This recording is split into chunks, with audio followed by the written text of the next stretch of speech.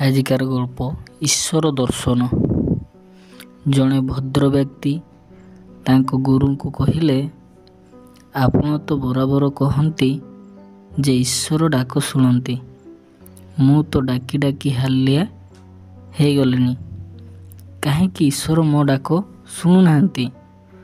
ଗୁରୁ ହସିଲେ ଆଉ କହିଲେ, ହଉ, ଆଜି ରାତିରେ ମୁଁ ତୁମ ଅଭିଯୋଗ ଈଶ୍ୱରଙ୍କ ପାଖରେ ପହଞ୍ଚାଇବି ଏବଂ ଯାହା ସେ କହିବେ ତାହା କାଲି ତୁମକୁ କହିବି।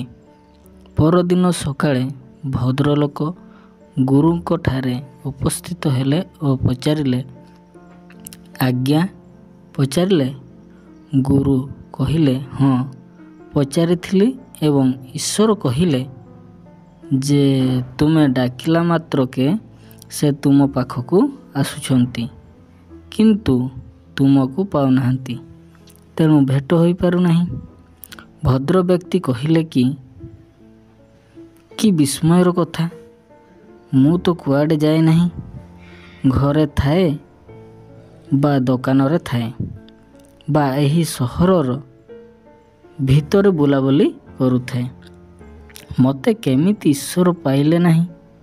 ଗୁରୁ କହିଲେ, ତୁମେ ମନ୍ଦିରେ ଈଶ୍ୱରଙ୍କୁ ଡାକିଲ, ଈଶ୍ୱର ତୁମ ପାଖରେ ପହଞ୍ଚିଲା ବେଳକୁ ତୁମ ଶରୀର ମନ୍ଦିରରେ, କିନ୍ତୁ ତୁମେ ପ୍ରକୃତରେ ଅଛ ତୁମ ଦୋକାନରେ।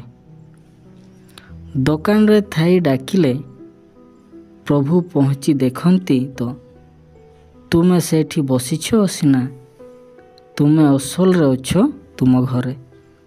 ତେଣୁ ଯେଉଁଠି ଅଛ ସେଇଠି ପ୍ରକୃତରେ ରହିପାରିଲେ ଯାଇ ତୁମେ ତାଙ୍କ ଦର୍ଶନ ପାଇବ।